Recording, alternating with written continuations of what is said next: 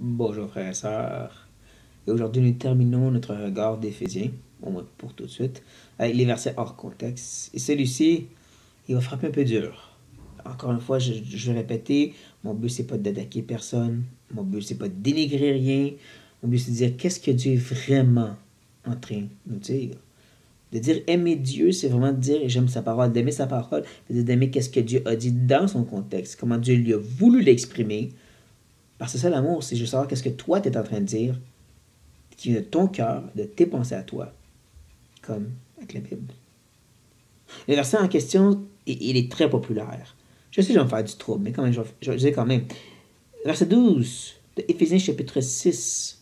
Donc Éphésiens 6, 12 nous dit car nous n'avons pas à lutter contre la chair et le sang, mais contre les dominations, contre les autorités, contre les princes de ce monde de ténèbres, contre les esprits méchants dans les lieux célestes. Et voilà, la guerre spirituelle, elle se fait comme ça, puis tu pries comme ça, puis comme ça. Est-ce que c'est vraiment ce que Paul enseigne? J'ai entendu tellement de façons d'appliquer ce verset, et je dirais rarement si c'est jamais, c'est dans le contexte de comment Paul nous dit de combattre. À part ceux qui exposent le texte, j'ai jamais entendu quelqu'un prendre ce verset dans son contexte pour nous dire voici c'est quoi la guerre spirituelle. On parle dans toutes sortes d'idées. C'est ce que plein d'hommes ont dit et pas ce que Paul, sous inspiration, a dit. Si on recueille juste d'un verset, au verset 11, Paul dit revêtez-vous de tous les armes de Dieu afin de pouvoir tenir ferme contre les ruses du diable. Donc là, il va nous parler de la guerre spirituelle. Il n'y a aucun doute. Je ne nie pas qu'on parle de la guerre spirituelle. Je ne nie pas qu'il y a une guerre spirituelle. Je dis voici comment Paul, lui, sous inspiration, nous enseigne quoi faire. Donc on a le verset 12 qu'on a lu, et là il continue. C'est pourquoi. Donc il y a une guerre spirituelle. Aucune personne ne le nie. Mais qu'est-ce qu'on fait? C'est pourquoi prenez toutes les armes de Dieu afin. Voici qu'est-ce qu'on fait les armes de Dieu. On attaque, on déclare, on décrète. Non, attends. Afin de pouvoir résister dans les mauvais jours. Tenir ferme après avoir tout surmonté. Il ajoute tenez donc ferme au verset 14. Tout le reste de l'armure qu'il va décrire doit être pour être offensif, défensif et non offensif. C'est pour tenir. Et vraiment, en grec, là, c'est clair, c'est l'idée, tu tiens bon par cette armure sous les attaques. Et pas tu retournes l'attaque. C'est très clair. Je le relis encore verset 13. C'est pourquoi prenez toutes les armes de Dieu afin de pouvoir résister dans les mauvais jours et tenir ferme après avoir tout surmonté. Tenez donc ferme, tiens-toi là. Là, il dit, ayez à vos reins la vérité pour ceinture.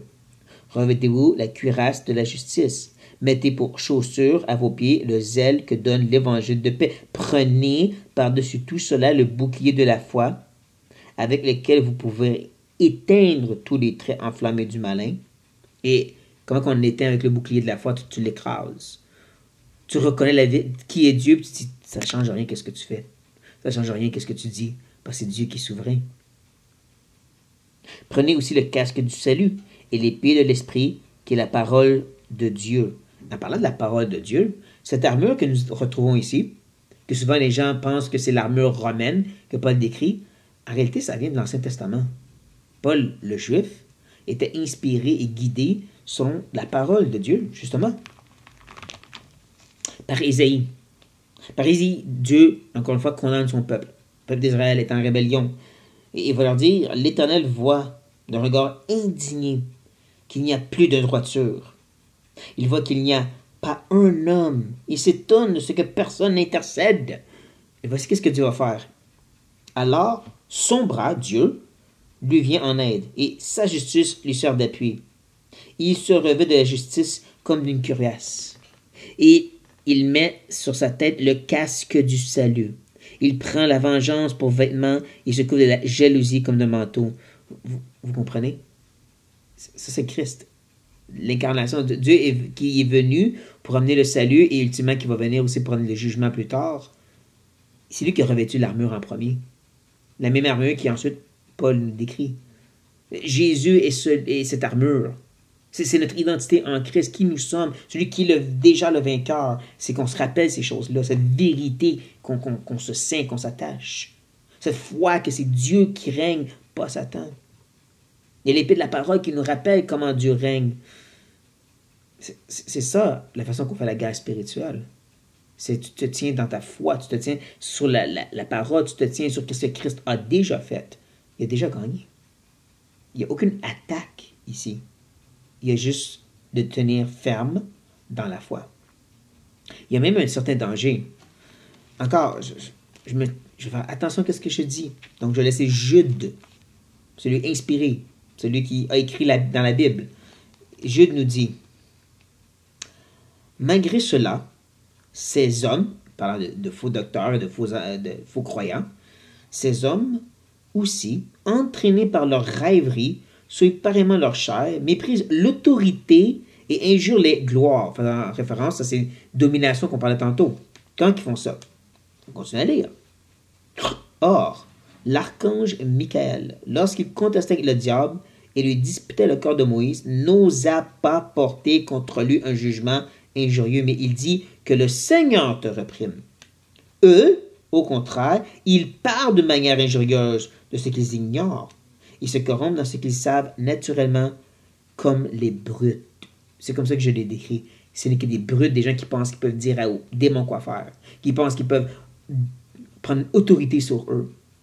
Ce sont des brutes. Même l'archange Michel n'a pas assez prendre autorité sur Satan. Puis toi, tu penses que tu as le droit. Tu comprends mal ton identité en Christ, et c'est le cas. Ton identité en Christ, c'est que tu es un enfant de Dieu et que Dieu, lui, est celui qui règne, pas toi. Encore, je ne dis pas ça pour m'attaquer à personne, je dis ça pour qu'on revienne à ce que Dieu a dit.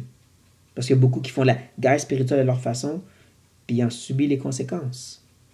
Mais si tu le fais comme Dieu a dit, tu tiens dans la foi et dans cette vérité que c'est Christ qui règne, que c'est lui qui est au contrôle, puis qui est en train de te sanctifier, tu peux tenir. Que le Seigneur applique cette parole en nos cœurs pour nous aider réellement à tenir ferme contre les attaques de l'ennemi dans cette guerre spirituelle. J'espère que ceci vous a béni. Mes frères et sœurs, je vous aime. Bonjour.